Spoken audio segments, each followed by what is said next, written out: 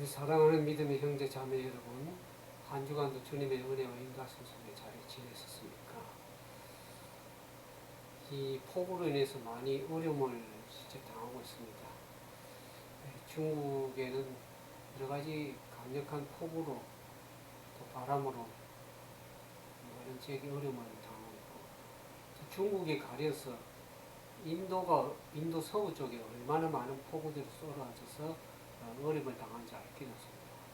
아무튼 재난이 많은 시대에 우리가 과연 하나님의 말씀으로 어떠한 사람이 되어야 될지를 오늘 함께 살펴보기를 진정으로 바라겠습니다. 먼저 기도를 드리고 말씀을 이어가도록 하겠습니다.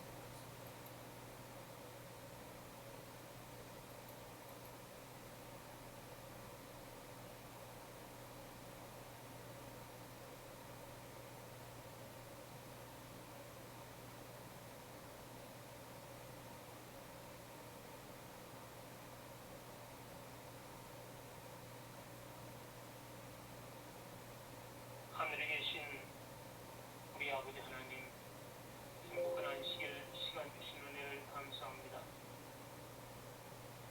우리 모두 마음을 합하여 아버지 하나님 앞에 경배함으로 감사와 영광을 드립니다. 이 시간 우리의 간구를 들으시고 하늘로부터 내리는 성령의 단비를 경험하게 도와주시옵소서.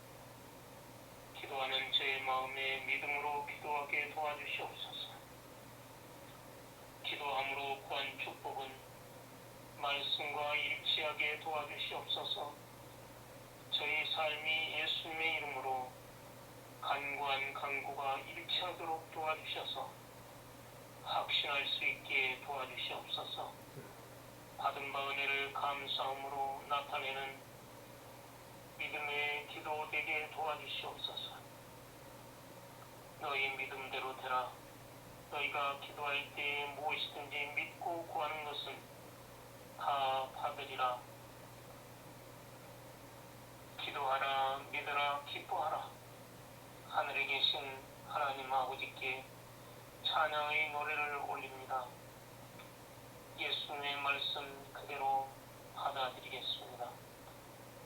약속하시는 믿으시니 진실한 강구는 하나도 잃어버리지 아니하는 약속이 이루어지며 수로는 열려있고 물줄기는 흐르고 있습니다.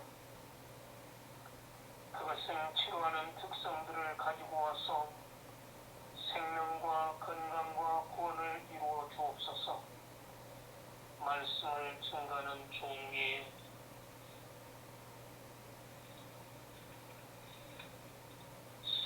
성령 하나님의 영감이 넘치게 도와주시옵소서. 우리 모두에게 깨닫는 영을 허락하여 주옵소서. 구하온 말씀들을 응답하여 주시옵소서. 우리를 구원하신 예수님의 이름으로 기도합니다. 아멘.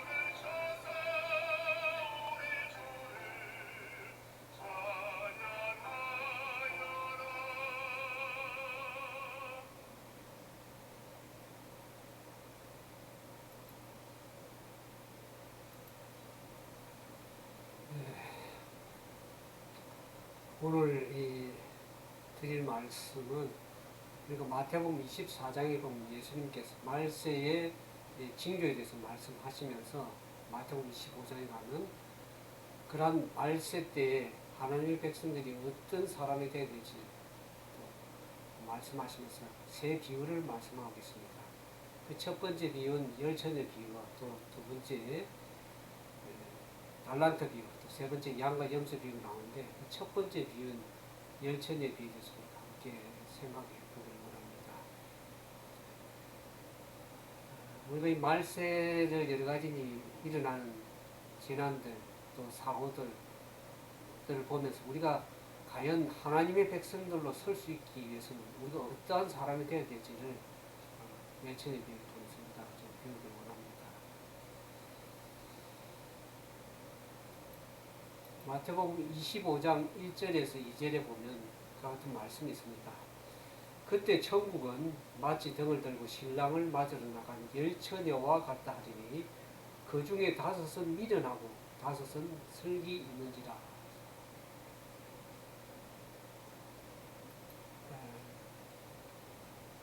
마태복음 25장에 나오는 이 첫 번째 비유는 지금 우리가 다니는 이 교회 안에 정확하게 성취되고 있는 그런 말씀이라는 것을 알 수 있습니다. 지금 이 교회 안에 기름 때문에 이 기독교 교회가 둘로 나눠지고 있습니다. 일반 성도뿐만 아니라 말씀을 전하는 주의 종들도 두 무리로 나누어지고 있는 것을 보게 됩니다. 여기 나오는 그 신랑은 예수님을 가르치는 걸 알 수 있죠. 그 열처녀는 예수님께서 이 재림할 때 재강림하심을 기다리는 하나님의 백성들 성도라는 것을 알게 됩니다. 이 열처녀는 예수님께서 오시는 그 길을 비추기 위해서 등불을 들고 있는 마지막 시대의 성도들을 가르친다고 말하고 있습니다. 근데 이 열처녀에 문제가 생깁니다. 열처녀 중에 어떤 사람들은 등불을 환하게 등불이 비쳐 타오르는 반면에 어떤 사람들은 등불이 꺼져가고 있는 것을 보게 됩니다. 이 미련한 처녀들의 등불이 왜 꺼지게 되었을까요? 신랑이 드디어 오시기 때문에 등불이 꺼져간다고 합니다. 우리가 말세가 되어서 예수님께서 곧 오실 것이라고 많은 사람이 기도하면서 기다리고 있는데 예수님께서 늦게 오시면서 이 재림을 기다리는 성도들이 둘로 나누어지게 되었습니다. 이것이 지금 교회 안에 나타나고 있는 현상이라는 것을 보게 됩니다. 이 마지막 시대 성도들은 지금 시간으로 우리가 이 테스트를 받고 있다고 할 수 있겠습니다. 그리스도의 재강림이 지체가 되면서 기다리던 성도들의 신앙과 그들의 마음이 점차 달라지고 변질되는 모습을 보게 됩니다. 그래서 대부분의 사람들은 신랑이 올 것을 잊어버린 채 살아가고 있습니다.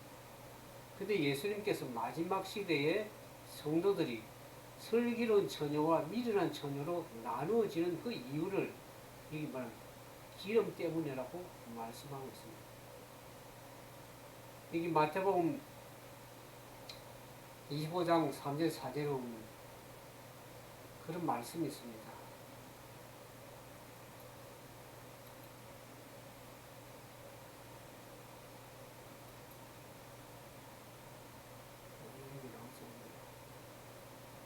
여기 25장 3절에 4절에 보면 미련한 자들은 등을 가지되 기름을 가지지 아니하고 슬기 있는 자는 그릇에 기름을 담아 등과 함께 가져갔다. 그렇게 얘기를 하고 있습니다.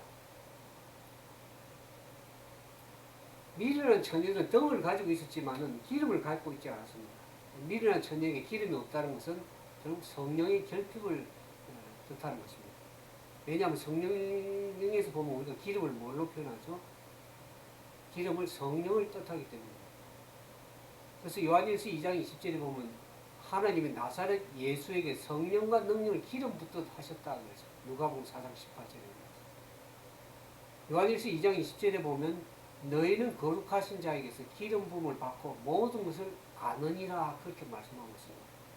그러니까 이 성경에서 기름은 성령을 가르치는 것을 알 수가 있죠. 그 다음에 성경에서 이 등불은, 등은 뭘 얘기합니까? 하나님의 말씀을 뜻합니다. 우리가 잘 알고 있는 시편 119편 15절도 보면 주의 말씀은 내 발의 등이요 내 길의 빛이니라 그랬습니다. 이 미련한 처녀들은 등은 가지고 있는데 말씀을 가지고 있는데 기름이 없다고. 이것은 어떤 상태를 얘기하냐면 성경의 교리와 지식은 있는데 성령이 결핍된 상태를 얘기합니다. 그래서 교리와 지식이 내 속으로 들어가지만은 죽은 나를 살리지 못하는 것입니다.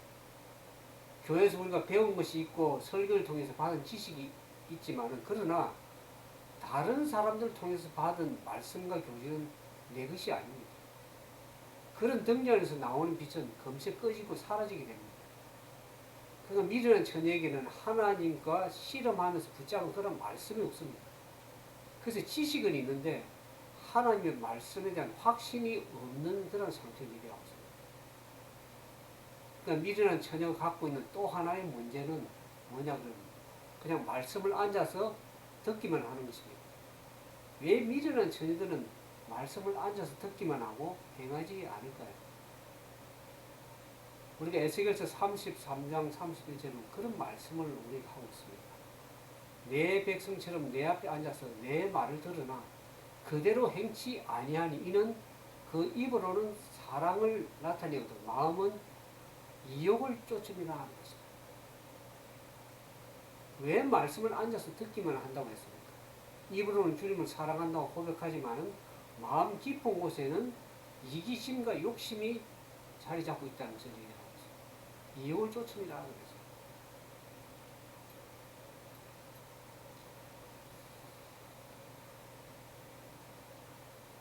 이 미련한 처녀들도 동일하게 열심히 있습니다. 교회 활동을 적극적으로 참여하고 그래 하지만은 그러나 말씀을 읽고 깨달아도 마음을 바치지 않습니다. 특히 마지막 시대 그렇습니다. 말씀을 들어도 그 말씀에 대한 헌신적인 그런 마음이 없습니다. 십자가의 욕심과 정욕을 못 박지 않습니다. 진리를 따라서 좁은 길을 걸으려고 하지도 않습니다. 그러니까 이 미련한 처녀는 하나님의 말씀이 인도하는 대로 따르기를 위해서 전적으로 굴복하지 않는 그런 모습을 보게 됩니다. 근데 성경에는 우리가 뭐라 그럽니까? 먹든지 마시든지 무엇을 하든지 하나님께 영광을 돌리는 삶을 살아가고 얘기를 하지 않습니다. 근데도 불구하고 그들은 전적인 헌신이 없습니다. 바로 이와 같은 모습이 우리가 등을 가지고 있지만, 등잔을 가지고 있지만 기름이 없는 그런 모습을 얘기를 하고 있습니다. 등잔은 있지만 기름이 없으면 어떻게 됩니까? 그 등잔에서 빛이 나오지 않습니다. 오늘날 많은 사람들이 예수님을 영접했다고 하지만은 성령의 은혜가 없는 사람들이 많이 있습니다. 교리도 알고 말씀도 알지만은 등잔에서 빛이 나가지 못하는 사람들이 많이 있습니다. 왜 그럴까요? 기름이 없기 때문에 그렇습니다. 성령이 없기 때문에 결국 그 삶에 열매가 없고 열매가 없으니까 그 말씀이 빛이 되어서 나갈 수가 없는 것입니다. 열매는 나를 위한 것이 아닙니다. 열매는 다른 사람들을 위해서 맺히는 것이 열매라고 할 수 있습니다. 우리가 이웃에게 빛이 될 수가 없고 하나님께 영광을 돌릴 수 없는 것이죠. 결국 우리가 그들의 삶을 무엇으로 알 수 있을까? 우리가 말씀을 안다고 하지만은 결국 무엇으로 우리가 그 삶을 열매로서 알 수 있다. 미련한 처녀에게 기름이 부족한 이유는 성령이 없기도 그렇지만 성령을 거절하기 때문에 그렇습니다. 성령의 음성을 거절하기 때문에 결국에는 말씀을 무시하게 되고 성령의 호소를 외면하기 때문에 참된 회개를 하지 못하게 되는 것입니다. 결국 성령이 굴복하지 않기 때문에 죄를 용서받지 못하게 되고 성령이 결핍하기 때문에 결국 하나님의 말씀을 잊지만은 결국 그 삶에 열매를 맺지 못하고 빛을 비추지 못하는 그런 삶이 되는 것입니다. 이 미련한 처녀는 성령의 역사가 어떻게 이루어진지를 모르기 때문에 참된 중생의 경험으로 들어가지 못하게 되는 것입니다. 그러면 이 슬기로운 처녀와 미련한 처녀의 차이가 무엇입니까? 오늘 제목의 말처럼 기름이 있는가, 기름이 없는가는 그 차이입니다. 그러면 성령이 있는가, 성령이 없는가로 이렇게 나눠지는 거죠. 우리 마태복음 25장에 나오는 슬기로운 처녀의 모습을 잘 보아야 합니다. 그들이 미련한 처녀와 무엇이 다른지 주의 있게 살펴볼 필요가 있습니다. 그리고 슬기로운 처녀는 뭡니까? 그릇에 기름을 담아 등과 함께 가져갔다고 얘기를 하지 않습니까?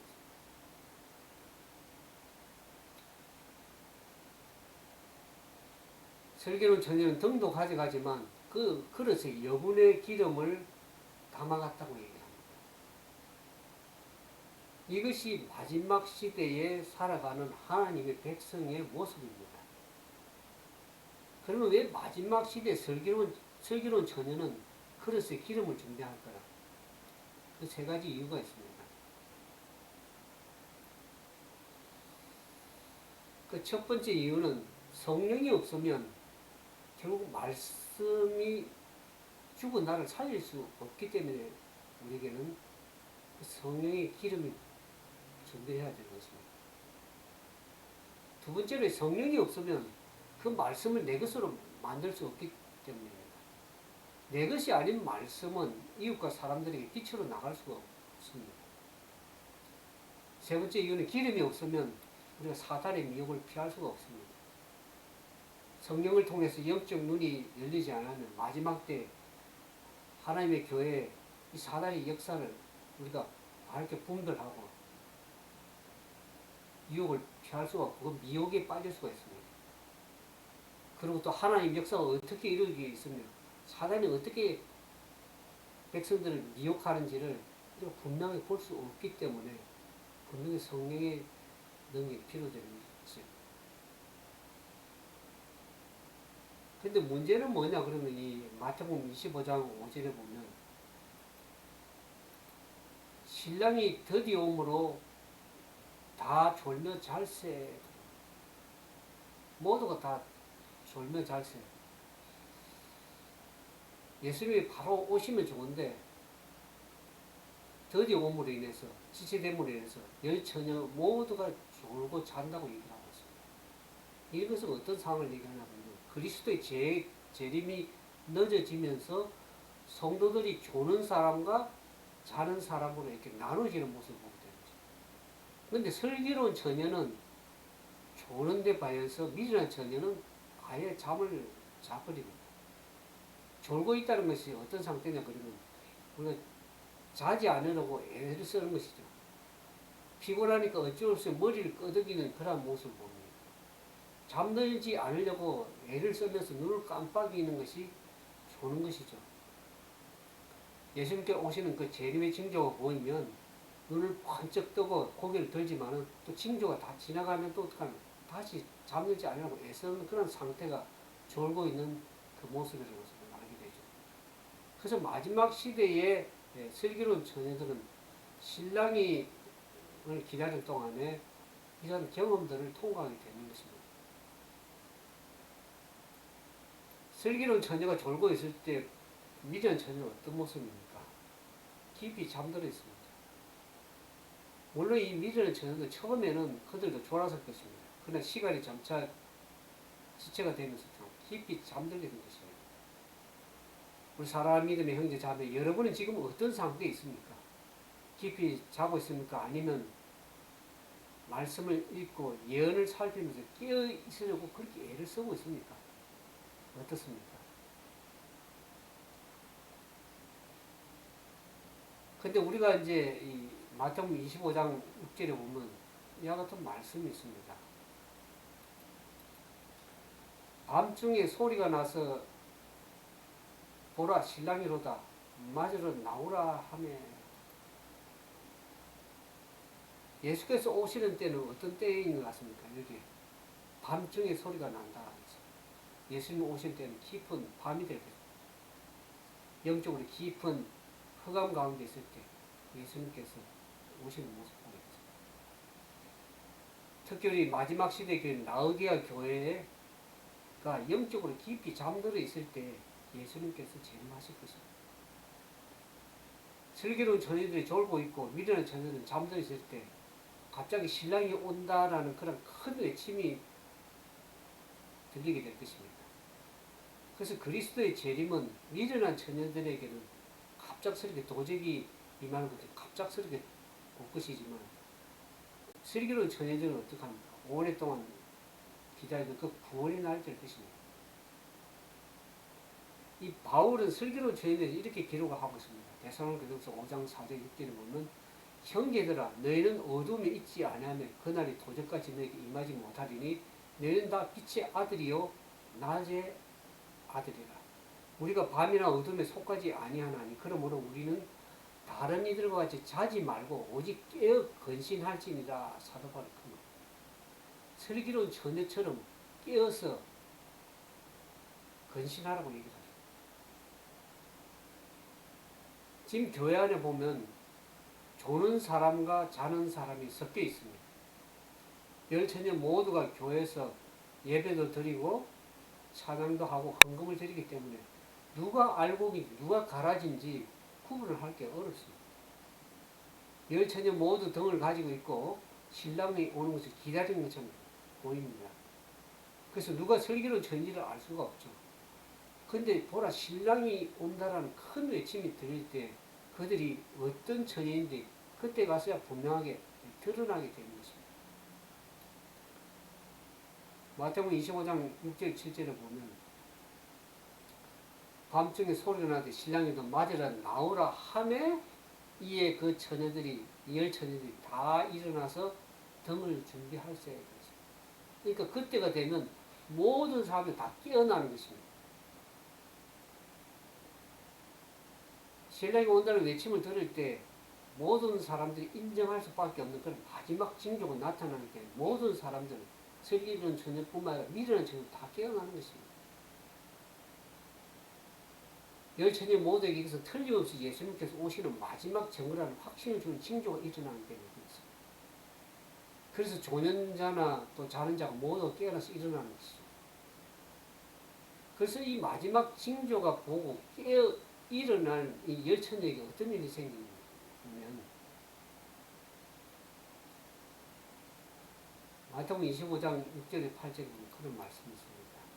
보라 신랑이로다 맞으러 나오라 하며 이에 처녀들이 다 일어나 등을 준비할세. 미련한 처녀들이 슬기는 자들에게 이르되 우리에게 등불이 꺼져가니 너희 기름을 좀 나눠달라 하거나.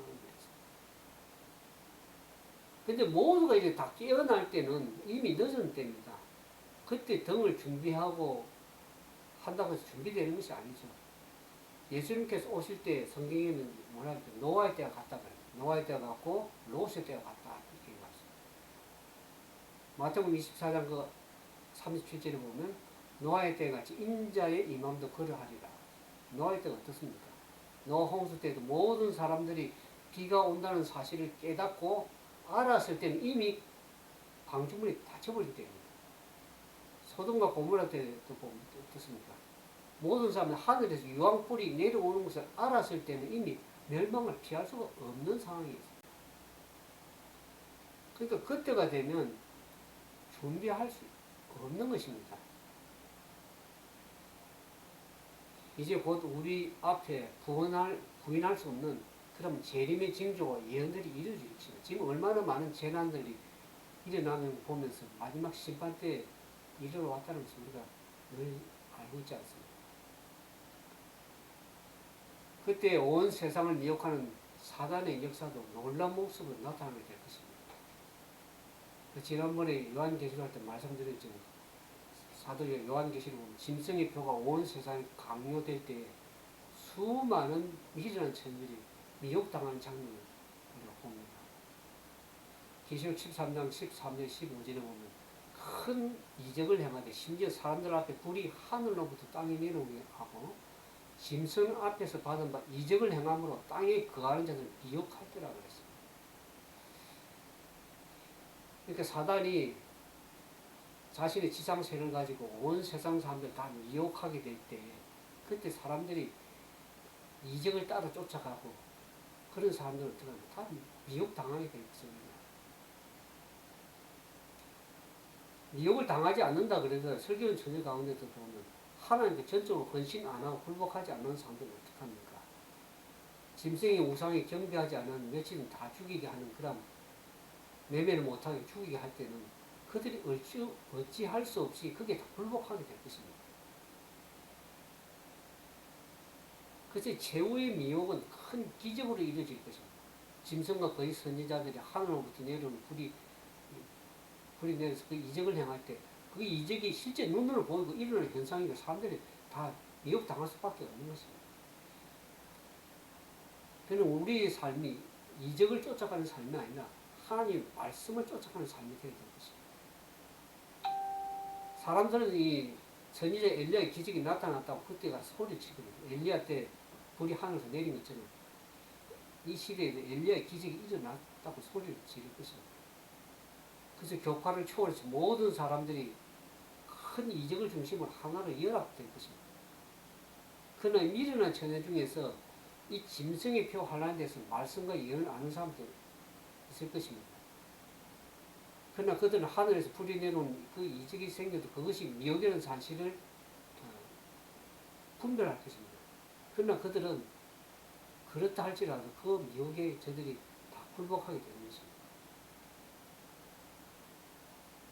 신랑이 온다는 큰 외침이 일어날 때 미련한 처녀들도 잠에서 깰 것이고, 근데 그때는 엄청난 징조가 나타나고 예언이 분명하게 성취되기 때문에 아무도 잠에서 깨어나지 않을 사람들이 없을 것입니다. 그래서 모든 사람이 다 일어나서 이제는 때가 되었다. 예수님께서 곧 오신다. 이제는 세상 끝이라라고 외치게 될 것입니다. 그래서 아마 예수님의 재림에 대해서 한 번도 설교하지 못했던 목회자들도 그때가 되면 그리스도의 재림에 대해서 설교하게 될 것입니다.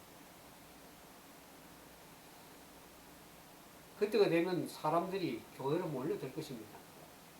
진리가 무엇인지 찾아다니게 되고 내 삶을 어떻게 주님께 바쳐야 될 것인가 물으면서,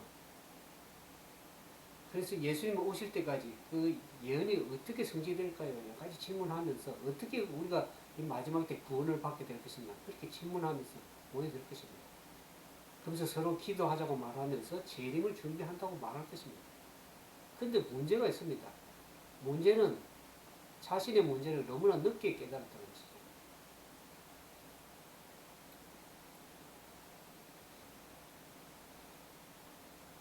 신랑이 온다고 큰 외침이 들려올 때 미련한 처녀들의 문제가 무엇입니까?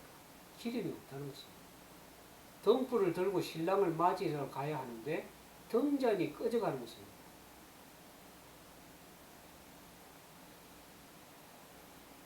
그래서 좀 전에 보는 것처럼 미련한 설기 있는 자에게 등불이 꺼져가니 기름을 좀 나눠달라고 얘기를 합니다.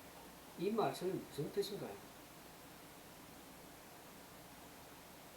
신랑이 온다는 확실한 징조가 우리 가운데 보이고 또 짐승의 표 예언이 성취되는 모습을 볼 때에 그때가 되면은 기름을 준비할 시간이 없다는 것입니다. 그러므로 그리스도를 맞이할 준비는 지금 이루어져야 되는 것입니다. 이것은 마지막 때 성도들에게 정말 중요한 진리입니다. 왜냐하면 신랑이 온다는 그 외침이 들려올 때에 등불이 꺼지 미련한 처녀가 되지 말라는 것이 예수님의 열처녀 비유에 주신 목적이라고 할 수 있죠.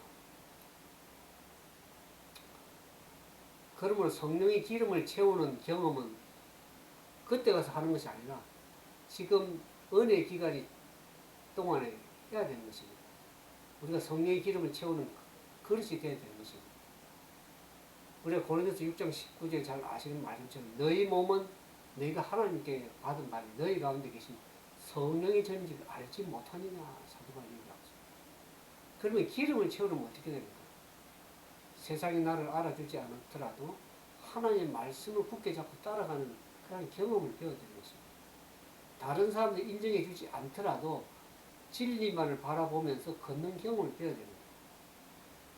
하나님께 때로는 고난을 허락하실 때 그 말씀을 부여잡고 일어서는 경험을 배워야 되는 것입니다. 그것이 우리 속에 이 성령의 기름을 채우는 그런 훈련이라고 할 수 있겠습니다. 그런 경험은 마지막 때 징조가 나타나고 짐승의 표 하나 일어날 때 배울 수 있는 그런 경험이 아닙니다. 하나님께서 번개와 천둥 같은 음성으로 우리에게 말씀하시지 않는다 할지라도 성경에 기록된 하나님의 말씀 부여잡고 성령께 주시는 그 확신을 따라 사는 그 법을 배우는 사람들 진정으로 설기 있는 처녀가 되는 것입니다. 오늘 우리는 얼마나 성령의 기름을 채우고 있습니까? 하나님의 말씀을 부여잡고 그 말씀 가운데 순종하기 위해서 애쓰고 참으로 말씀의 뜻대로 굴복하고 살아가는 삶을 지금 하고 있는 것입니다. 마태복음 25장 9절에 보니까 그런 말씀이 있습니다. 설기 있는 자들이 대답하여 가로되 우리가 너희 쓸 것에 다 부족할까 하면 차라리 파는 자들에 가서 너희 쓸 것을 사라고 얘기하고 있습니다.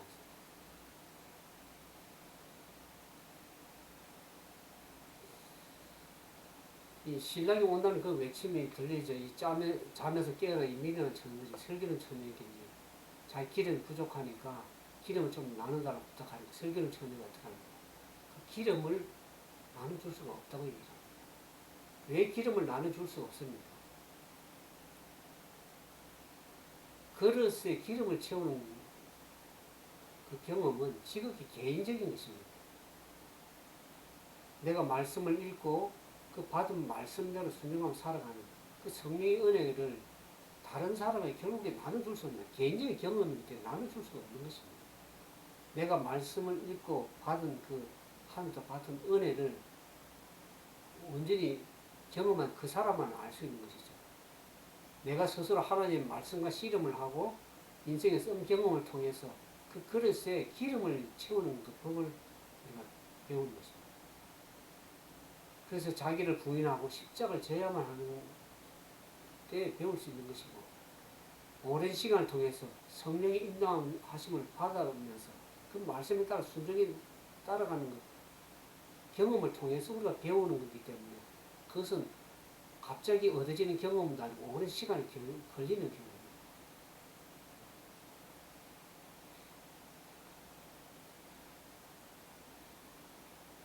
그런데도 불구하고 이 열천에 비해 보면 마지막 때 교회 안에 기름을 파는 자들이 나타날 것을 말하는데 그것이 예수님께 경고하시는 거짓 선지자들입니다. 오늘 얼마나 많은 사람들이 선지자 노릇을 많이 하고 있습니다. 거짓 선지자들이 많이 일어나서 많은 사람들을 미혹하겠다는 것을 마지막 재림의 징조입니다. 그래서 거짓 선지자들이 일어나가지고 어떻게 합니까? 큰 표적과 기사를 보여 할 수만 있으면 택하신 자들도 미혹하리라 그렇게 얘기를 하죠. 그래서 기름을 자기가 사라고 얘기를 하는 거예요. 기름을 파는 자가 마지막 때인데 그들이 파는 그 기름이 진짜 기름인가 가짜 기름입니다.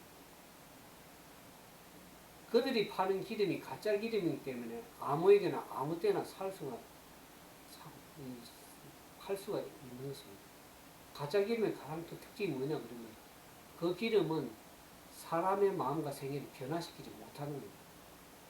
성령의 기름이 충만해서 그 사람의 삶을 변화시켜야 되는데 가짜 기름은 그 사람들의 생애를 진정으로 그 말씀이 들어도 마음의 변화를 일으키는 삶의 변화가 일어나지 않습니다. 수많은 사람이 지금 수많은 교회에서 기름을 팔고 있습니다. 근데 그 기름을 산 사람들이 이런 간증을 합니다. 우리가 주변에 이제 이렇게 들어보면 성령을 달라고 많은 기도를 하고 뭐 뿌리째 나무를 붙잡고 그렇게 하지만 그래서 그들이 어떤 경우는 그렇게 할 때 뭐 불덩어리가 떨어지고 마음이 뜨거워지고 마음이 여러 가지 일어나는 그 얘기들을 합니다. 어떤 경우는 보면 수십 명의 손을 세워놓고 손을 뻗었는데 사람들이 이상한 힘이 느껴지면서 사람들이 쓰러지기도 하고 성령이 임하니까 매일 이상한 감정과 그런 경험들을 얘기를 하는 겁니다. 근데 그것이 진정한 성령의 역사인가 성령의 기름 부음인가를 생각해봐요. 가짜 기름을 받기 위해서 이 교회 저 교회 다니는 분들에게 참으로 안타까운 모습을 봅니다. 왜냐하면 교회가 하나님의 말씀으로 그들의 공한 마음을 채워주지 못하고 그냥 감정과 하나의 이적과 어떤 현상에 붙들려 있는 모습들입니다. 근데 그들은 열심히 예배 참석하는 성도들입니다. 매주 열심히 설교를 듣는 분이고 또 헌신적으로 교회 활동에 참여하는 그런 사람들입니다. 그럼에도 불구하고 그들이 기름이 없기 때문에 그 공함을 채워주지 못합니다. 그래서 어떤 교회 또 어떤 기도원에 가면은 성령을 받을 수 있다고 그런 말을 들으면 그들이 간절한 마음을 그것을 찾아가는 사람을 많이 봅니다.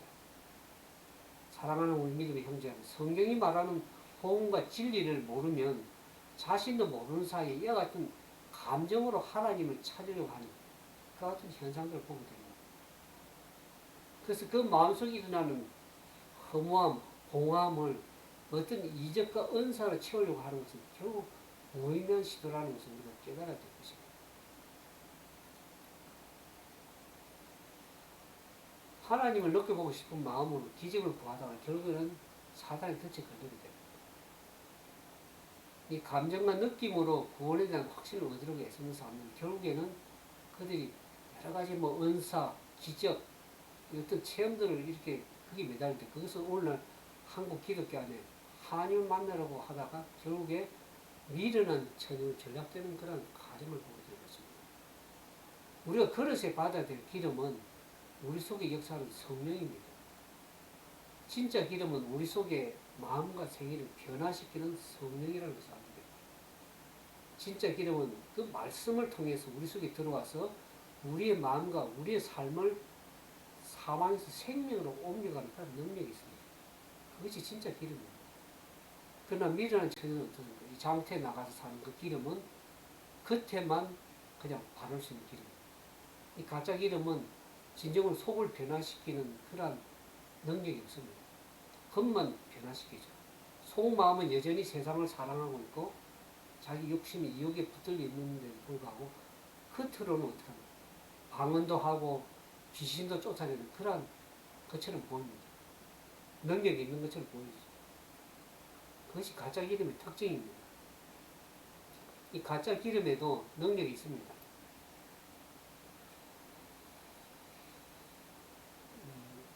거기에는 때로는 그 성령의 능력을 받았다 그리고 방언도 하고 어떡합니까? 병자도 고치는 것을 보입니다. 그래서 많은 사람들이 그런 현상을 보면서 미혹되는 것이죠. 미혹당하는 것이죠. 가짜 기름이 이 가짜 기름을 이 그릇에 담으면 속은 진정으로 돈을 사랑하고 정욕적이고 변화되지 않은데 겉은 어떻게 합니까? 경건한 모습을 갖게 되는 것입니다. 이 가짜 기름에는 진리가 없고 순종도 없으면서 참된 변화와 열매가 없습니다. 이 가짜 기름은 순간적으로 어떤 마음속에 뜨거운 환희나 기쁨 어떤 것을 주지만은 결국에 그것은 어떻게 합니까? 가짜 기름 받으면 진리에 대한 그런 관심은 사라지고 결국에 나중에 가서 거짓과 허무함과 이 감정만 남게 됩니다. 지금 이 가짜 기름을 파는 자들이 다 주변에서 이 가짜 기름을 나눠주는데 그것이 사람마다 결국에 미련한 처녀가 되어가지고 참된 변화의 경험을 들어가지 못하게 만드는 것입니다. 사단은 마지막 시대 때 하나님 백성들 이 가짜 기름을 통해서 그들이 미혹당하도록 여러 가지 일들을 행할 것을 우리가 예언의 말씀을 통해서 알 수가 있습니다. 그래서 이와 같은 가짜 기름에 미혹당해가지고 그들의 진정한 하나님의 말씀의 성령 기름 채우지 못한 자들이 마지막 때 어떤 장면의 모습인가 우리가 보면은 마태복음 25장 10절 13절 그런 말씀입니다.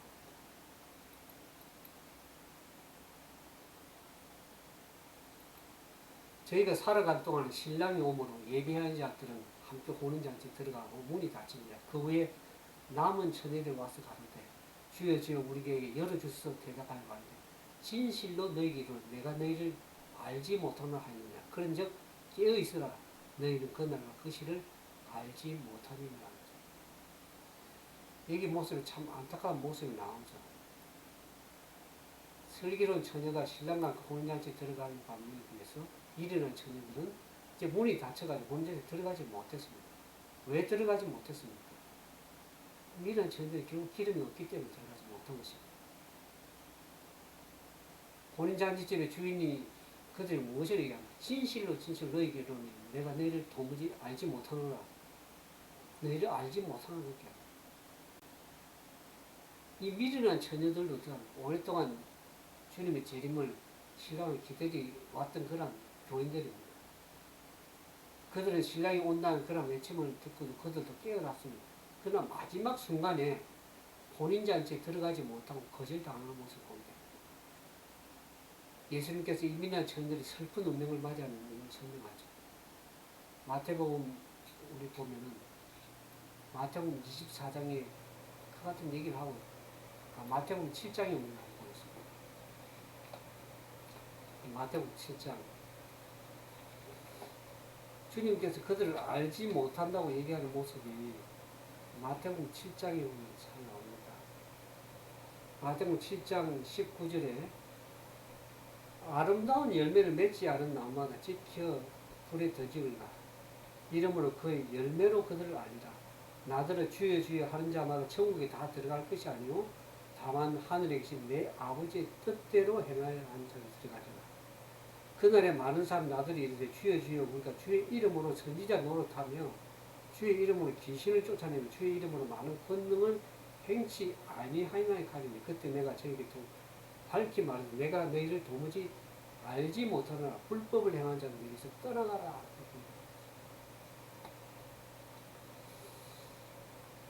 이 말씀에 보면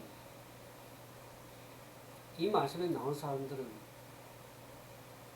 자기들이 틀림없이 자기들이 구원을 받았다고 생각했던 사람.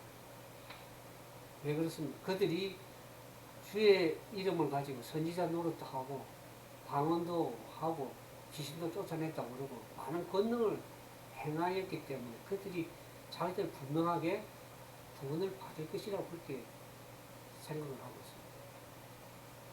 근데 예수님께서 마지막 심판날에 그들이 하시는 말씀이 어떻습니까? 정말 충격적이죠.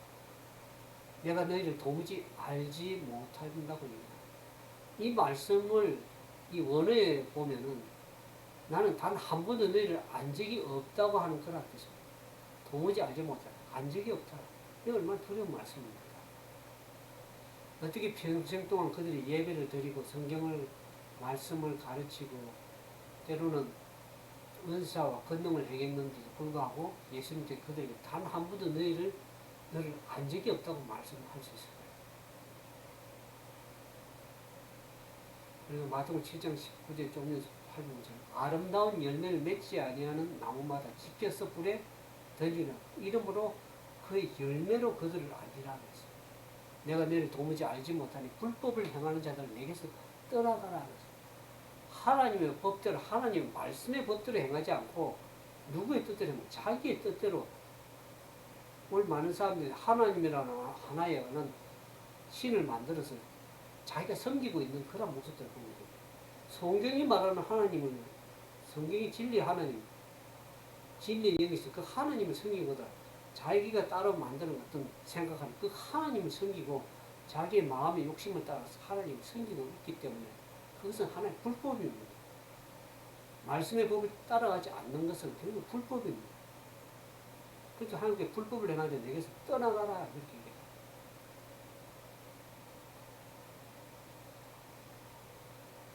예수님께서 그들을 알지 못하는 이유가 뭡니까? 아름다운 열매가 없다 그랬어요. 이 미련한 처녀에게는 왜 아름다운 열매를 맺히지 않을까? 그들의 마음과 삶이 불법으로 채워졌기 때문에 하나님이 말씀하신 그 말씀의 계명을 쫓아서 살아가는 삶. 그래서 하나님 말씀에 순종하는 삶. 그와 같은 충성스러운 그런 헌신과 경건이 비틀어져 있습니다. 이 미련한 저는 입으로는 주님을 입술로서 사랑한다고 고백하지만은 그들이 진정으로 주님의 말씀과 계명에는 순종하지 않았다는 것을 압니다. 요한복음 14장 15절에 보면 너희가 나를 사랑하면 나의 계명을 지키리라 그래서 하나님을 진정으로 사랑하는 모습은 뭡니까? 계명을 지키는 것입니다. 그래서 이사야 선지자가 얘기를 하고 있죠. 이 백성이 어떻게 합니까? 입으로는 나를 가까이 하고 나를 존경하지만은 마음은 내게서 멀어졌다는 거예요. 주님이 원하는 립 서비스가 아니라 그의 삶을 통해서 진정으로 하나님 경외하는 모습을 보기 원하는 것입니다. 그 누차 제가 말씀드리지만 요한계시록 14장 12절에 보면 저들은 무엇을 순종하면 지켜나갑니까? 요한계시록 14장 12절에 보면 마지막 짐승의 환란이 이르러 때 진정으로 하나님 앞에 선 참된 하나님 백성은 어떻게 합니까? 그들은 하나님의 계명을 지키며 예수의 믿음을 지켜나가는 자입니다. 지켜나간다는 뭡니까? 순종한다는 것입니다. 하나님의 계명을 저들이 모르는 것이 아니라 거짓 계명을 순종하고 사람의 계명을 쫓아 순종하기 때문에 결국에 저들이 하나님부터 법을 쫓지 않고 순종하지 않는 모습을 보입니다. 그 결국에는 진리의 계명을 가르쳐줘도 자기들의 마음에 맞지 않으니까 순종하지 않는 것입니다. 계명 순종, 성경에는 한 계명을 범하면 모든 것을 범한다 그랬어요. 참된 계명이 뭡니까? 하나님 진정으로 사랑하는 자는 계명을 순종한다고 했어요. 계명을 지킨다고 했어요. 하나님 십계명에 나오는 넷째 계명이 안식의 계명을 참된 안식을 지켜나가는 사람. 마지막 때 이 충성의 시경선은 하나님의 계명을 지켜나가는 것입니다. 계명을 지키며 예수에 대한 믿음을 순종하고 지켜나가는 그들에게 하나님은 참된 하나님의 백성 마지막 시대에 슬기로운 천연의 기름을 채울 수 있는 것입니다. 가짜 기름은 사람을 변화시키지 못하고 그의 삶에 열매를 없다는 것을 말씀드렸습니다. 오늘 여러분들 삶에 참된 하나님의 진리의 말씀에 순종해서 성령의 기름을 채우고 있는 것입니다. 아니면 가짜 기름에 미혹당해서 나의 욕심을 따라서 나의 삶을 살아가는 것입니다. 다시 한번 우리가 말씀으로 돌아가서 말씀에 충실한 말씀이 어떤 사람이 되었지 다시 한번 살펴보는 그런 귀한 시간 되어서 서리의 천으로서 주님 앞에 충성한 그런 하나님의 남은 백성들이 다 되기를 주님의 축원합니다. 함께 기도하겠습니다. 사랑과 자비가 많으신 거룩하신 아버지, 주님의 사랑하는 백성들을 다시 한번 일깨워주기 위해서 마태복음 25장에 비유로서 우리에게 말씀하시는 게 있습니다. 우리가 주님의 안다고 하면서 입으로만 주님을 고백하는 것이 아니라 진정으로 우리의 삶을 통해서 하나님의 말씀과 계명에 순종하는 그런 참된 성령의 기름의 체험을 받는 설교를 수는 되길 원합니다. 일어난 천사들처럼 등을 가지고 가는 기름을 채우지 않으면 그와 같은 어리석은 자가 되지 않길 원합니다. 주님이 오신다고 할 때 그 늦은 때 준비하는 것이 아니라 지금 이때 우리가 은혜의 짧은 기간 동안에 하나님의 말씀에 순종해서 계명에 순종하는 삶을 통해서 하나님 남은 백성은 온전한 믿음의 삶을 살기 원하오니 말씀을 들어주는 사랑하는 백성들 진리의 말씀이 뭔지를 다시 한번 깨닫고 그 말씀에 순종하여 지킴으로 하나님 남은 백성으로서 설 수 있도록 도와주시옵소서. 이제 여러 가지 사고와 재난과 질병이 많이 이 땅에 하나님의 오심을 다시 한번 머리들을 우리의 구속에 가까움을 깨닫고 이런 마땅히 어떤 삶이 될지 다시 한번 성령께 기억해 주셔서 진리로 변화되는 삶을 살아갈 수 있도록 도와주시옵소서. 이제는 하나님의 다음에 없는 은혜와 예수 그리스도의 무하신 사랑과 성령의 충만하신 역사하심을 함께 하셔서 진리를 깨닫고 주님의 참된 백성으로 슬기로운 전우들로 시험을 받을 수 있도록 도와주시기를 예수님 이름으로 감사하며 간절히 기도드리옵나이다.